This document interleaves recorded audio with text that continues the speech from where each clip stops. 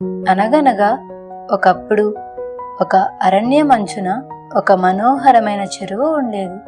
ఆ చెరువు ఒడ్డున ఎన్నో ఏళ్లుగా పెరిగిన ఒక పెద్ద వృక్షం ఉండేది.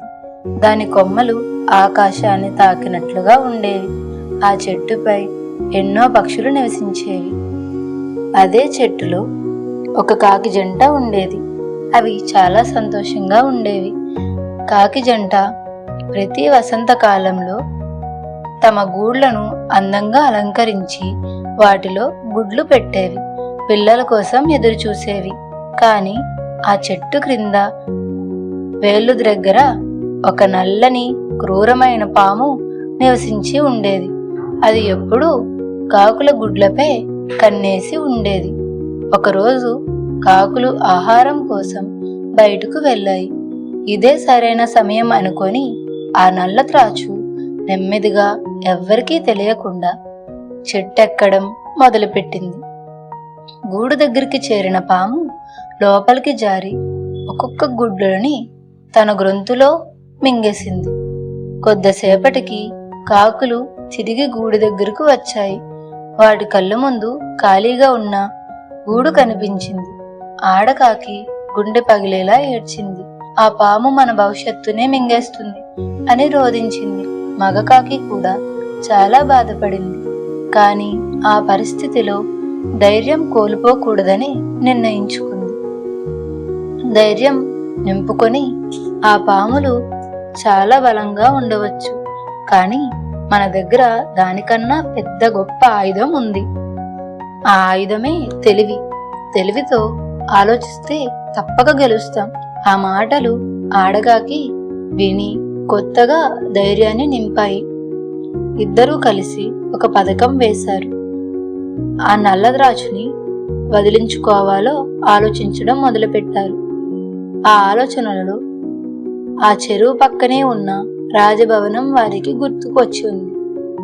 ప్రతిరోజు రాజకుమార్తెలు ఆ చెరువుకు వచ్చి స్నానాలు చేసేవారు.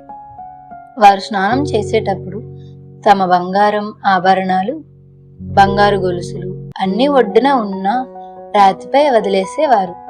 ఒకరోజు ఉదయం రాజకుమారులు ఎప్పటిలాగే స్నానానికి వచ్చారు.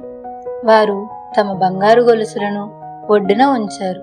అప్పుడు మగకాకి రాజకుమార్తెల దగ్గరికి వెళ్ళి ఒక బంగారు గొలుసును నోటితో పట్టుకొని ఎగిరింది. రాజకుమార్తెలు గొలుసు పోయిందని తెలుసుకొని అరిచారు.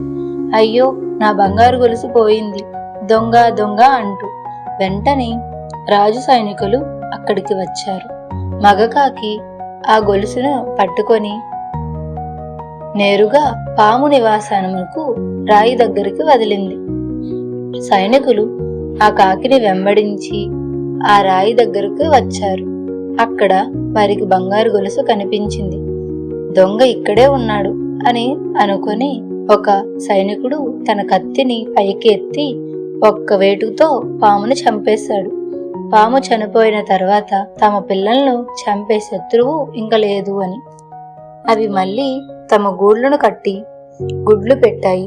కొన్ని రోజులలోనే ఆ గుడ్లు నుండి బుల్లి కాకి పిల్లలు బయటకు వచ్చాయి. ఆడకాకి సంతోషంగా మగకాకితో ఇలా అన్నది, చూసావా, బలం కన్నా తెలివి ఎంత గొప్పదో. తెలివితోనే మన శత్రువులను జయించగలిగాం. మన కష్టాలు మనకు ఒక గొప్ప పాఠం నేర్పాయి. ఈ కథ మనకు ఒక గొప్ప పాఠం నేర్పుతుంది. జీవితంలో కొన్నిసార్లు బలం సరిపోకపోవచ్చు, కానీ ధైర్యం, మేధస్సు, తెలివి ఈ మూడు మనతో ఉంటే ఎంతటి సమస్య వచ్చినా, ఎంతటి పెద్ద శత్రువు వచ్చినా మనం దాన్ని జయించగలం. Please do subscribe